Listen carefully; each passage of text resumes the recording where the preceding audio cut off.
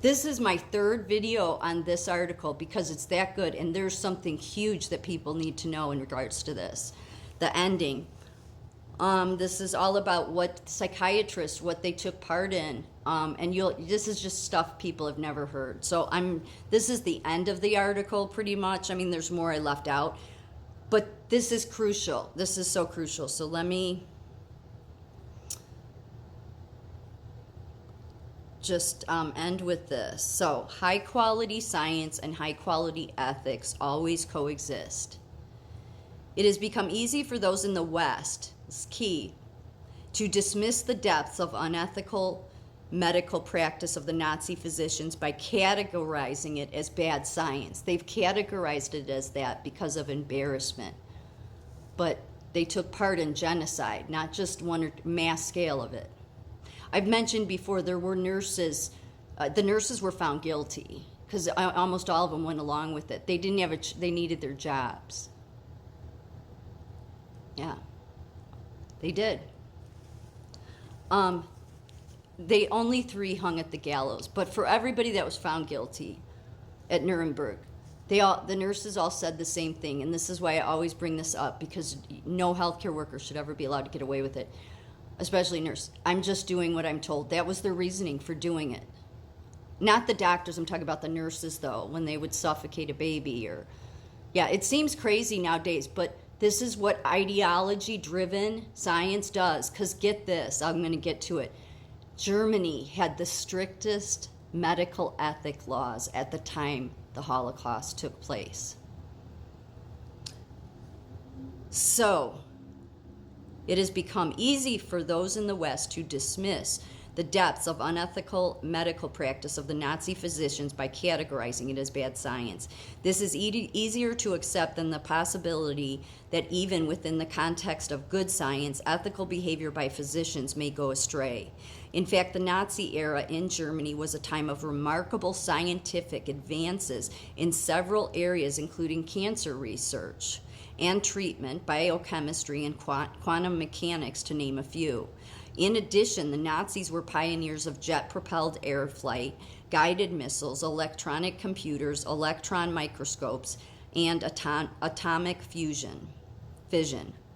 Thus, scientific advancement does not necessarily go hand in hand with ethical advancement. It would be incorrect to brush off the ethical challenges that true scientific advancement in medicine may present, since the connection with true ethical practices is not necessarily a natural one. Ethics in the training of future psychiatrists. The theory of medical ethics has become a requirement in residency training programs in several countries around the world. This has become a particularly pressing issue considering the need to understand principles of research ethics and roles of psychiatrists as investigators and researchers. The teaching of medical ethics during residency is particularly well-timed because professional identity and ethical practices are in their formative stages. Such ethics training is important in order to define the critical role that the 4 principles of autonomy, beneficence, non-malfeasance, and justice play in clinical practice.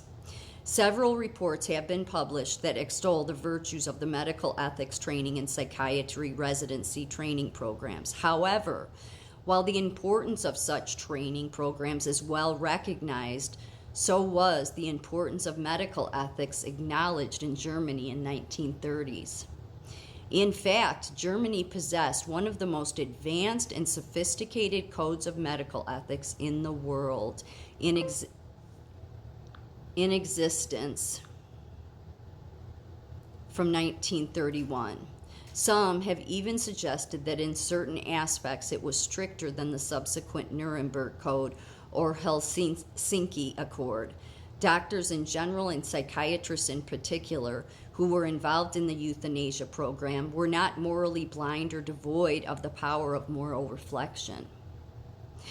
This belief would render the guilty parties not responsible for their actions. However, such codes did not help, and when it came to bringing to fruition the ideology and plans of the wider society's beliefs, psychiatrists cooperated fully.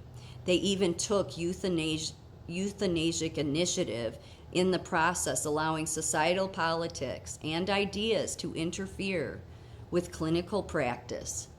Sound familiar?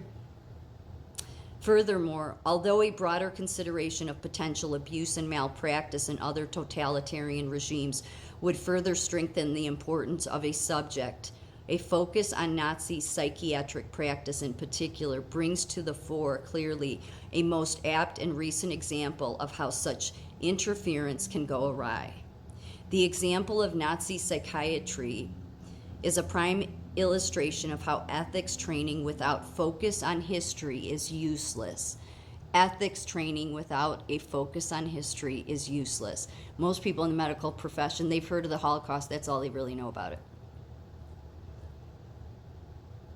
Where policy, even though existing, can be disregarded in the most grotesque fashion.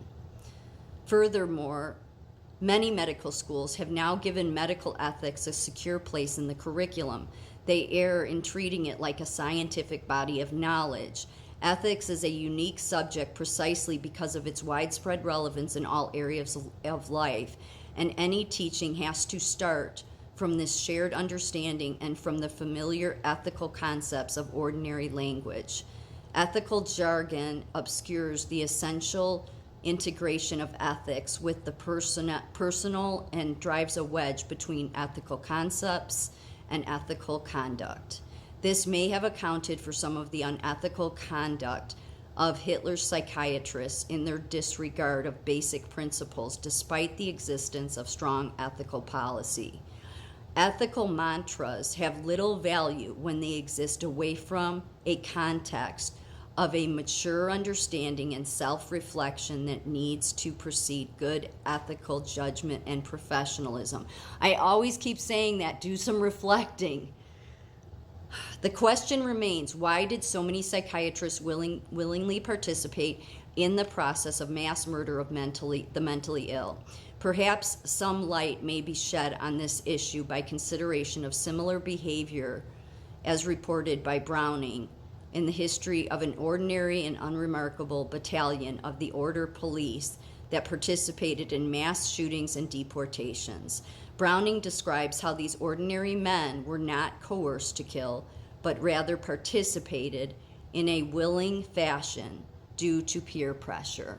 That's what it is. It's so sad, but it's true. That's usually what it always is from. Fashion due to peer pressure, government sanction, and following of orders. That's why I said you can never use the excuse, I'm just following orders.